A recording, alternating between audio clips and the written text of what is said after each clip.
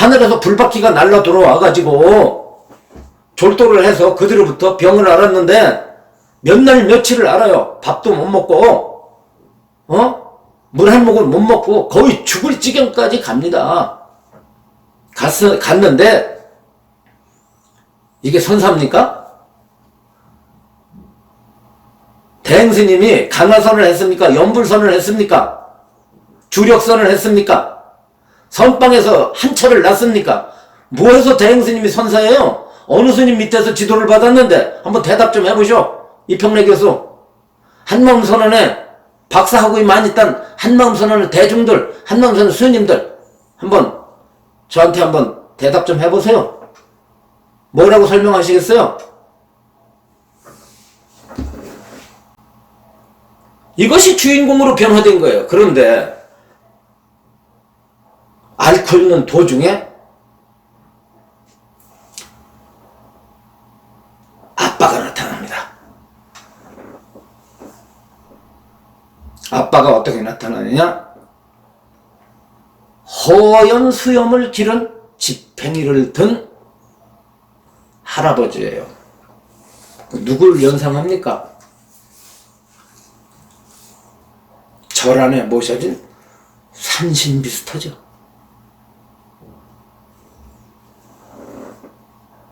그러니까 스님이 이제 그 할아버지를 만나게 되는 것이 대행스님에게는 선계의 견성과 같은 효과를 낳게 됩니다. 그때 아빠가 뭐라고 그러냐면 누구십니까? 대행스님이 물었어요. 이 비몽사몽가입니다. 비몽사몽가네. 아파가지고 당신 혼자 바라보고 있는 거예요. 내가 그토록 찾았던 내 아빠니라.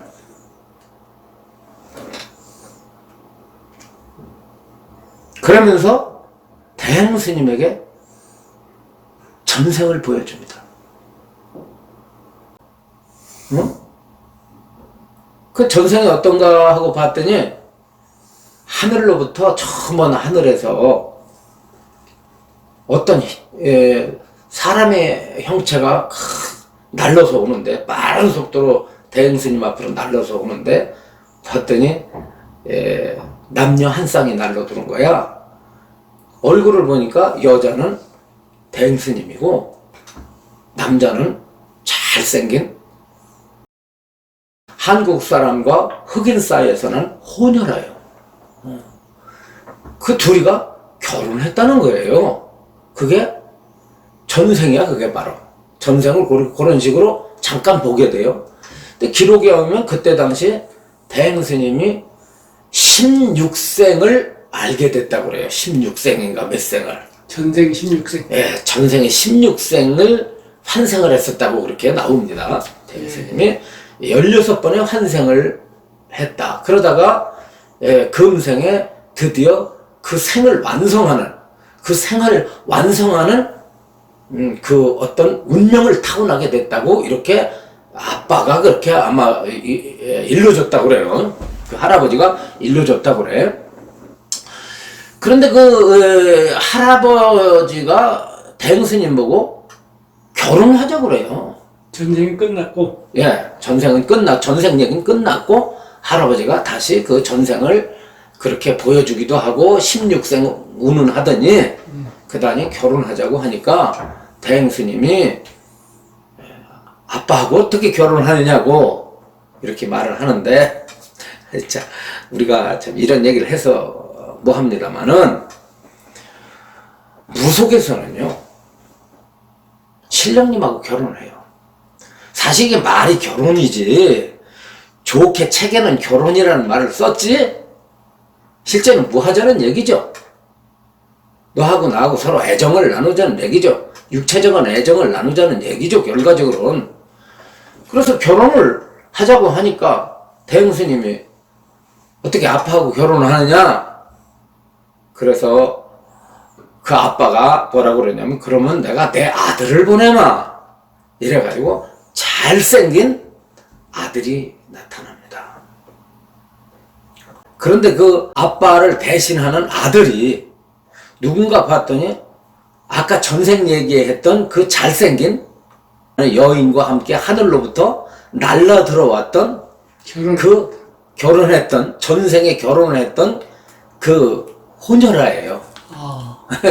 그런데 그 호녀라하고 전생에 결혼했던 호녀라하고 다시 결혼하라는 거죠. 결과적으로 말을 하면. 전생에도 했는데 금생에도 하라는 거예요. 근데 그 호녀라가 동시에 아빠다. 동시에 아빠죠. 그래서 그 호녀라는 실제 아빠이면서 누구냐면 아들이죠. 예. 근데 대행스님은 이것을 갖다 마치 뭘로 해석하냐면 가끔 설법할 때 자와 부가 둘이 아니니라 이런 설법해요. 들어보셨죠? 김 선생님도 들어보셨죠? 네? 자와 부가 둘이 아니니라 이런 말을 하잖아요. 그와 같은 설법이 나오게 된 동기입니다. 참 기가 막히죠? 그런데 거기에서 구체적으로 어떻게 결혼을 했는지에 대해서는 말을 하지 않죠. 그럼 말할 수가 없죠. 아무튼지 그것으로 봐가지고는 대행스님 자체가 심령 아빠하고 아마 결혼을 올렸는데요. 좀 이게 좀 성적인 문제지만은 무속에서 이 무속인들이 그 자신에게 이렇게 접근한 그 신령님 있잖아. 그 신령님하고 결혼을 해요. 야, 그래가지고 어떤 이제 무속인은 뭐 조상신하고 무슨 하나가 되기도 하고 뭐 조상신이야 뭐 혈육이니까 감히 그런 일이 없겠지만은 무속인들이 다 그렇다고는 안 합니다만 많이 그런 현상이 나타납니다. 신령님하고 잠자리를 하죠. 예. 그런데 실제적으로 이와 같이 영적 존재하고 어떤 잠자리를 하고 성행위를 하는데 인간이 느끼는 쾌락보다 훨씬 강력하다고 그래요. 그래서 신령님하고 어떤 잠자리를 하는 사람들은 남편하고 멀어지게 됩니다.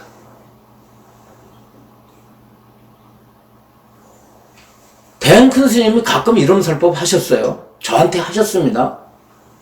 이게 말이야 외로우면은 영을 하나 만들어서 데리고 놀다 보낼 수도 있어. 이런 말씀 하셨어요.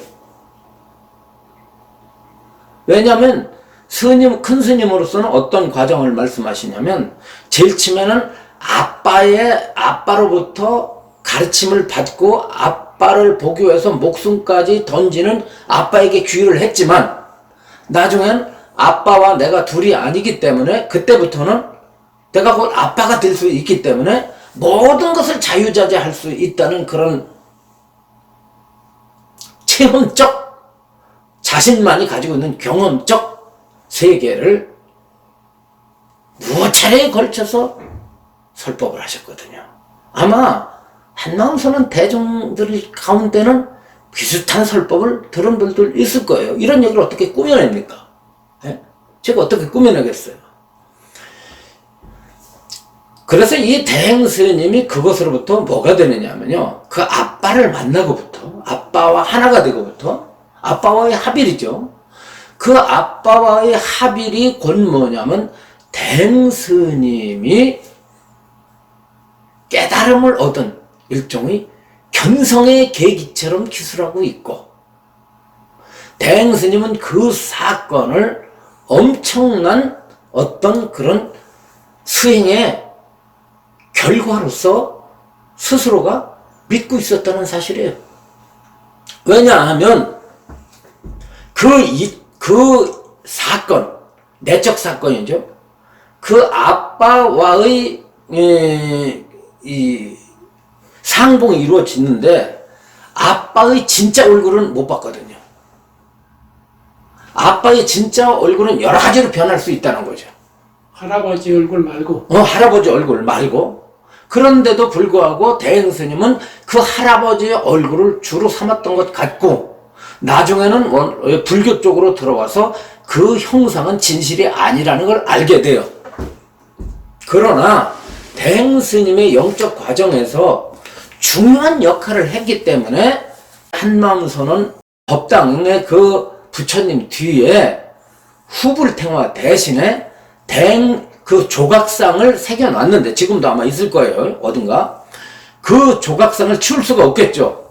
왜냐하면 큰 스님께서 직접 지시해서 큰 스님이 어떤 구도대로 조각한 조각품이기 때문에 후학들이 어떻게 그것을 함부로 손대겠어요. 그러니까 어디다 모셔뒀을 겁니다. 그 모셔둔 것을 때 갓쓴 노인이 누구냐면 그때 그 할아버지였고 아빠였고, 할아버지 형상으로 나타난 아빠, 심령 아빠, 요즘으로 말하면 주인공이고, 그 어린 동자성은 이생이죠. 대행스님이죠. 어때요? 한치의 오차가 있습니까? 뭐 모순되는 게 있어요? 제 말 가운데? 그 흐름이라는 게 일점은 형상 가운데 점, 후불탱화 대신에 할아버지 형상의 조각품. 나중에 말하겠지만 한마음선언의 지붕에 올려있는 칠성탑은 7개의 탑은 무엇을 말하는가? 탑이라는 거는 불교 전통에서 2개밖에 없어요. 사리탑과 경탑입니다. 부처님의 유고를 모시지 않으면 부처님의 가르침은 경을 모시는 2 종류예요. 한마음선언의 지붕 위에 있는 그 탑이 무엇을 상징하는지는 잘 모르겠어요. 사실 모릅니다. 부처님의 공덕을 찬탄하기 위한 칠보탑인지 뭔지는 모르겠으나 제 추측으로 대행 큰 스님의 속성상 부처님을 기리기 위해서 탑을 올릴 리는 없고, 그것 또한 자신의 종교적 체험과 연관이 되어 있다고 볼 수밖에 없고, 그것은 근거가 희박하기 때문에 심정적으로는 100% 이해를 제가 하고 있지만 근거가 없기 때문에 제가 줄입니다. 그렇게 스님은 그런 과정을 지켜서 소위 당신 자신이 엄청난 종교적 체험으로 일단 출발을 하게 됩니다. 이것이 아빠가 탄생되는 어떤 과정, 그리고 그것이 전개되는 과정이라고 이렇게 설명드릴 수 있습니다.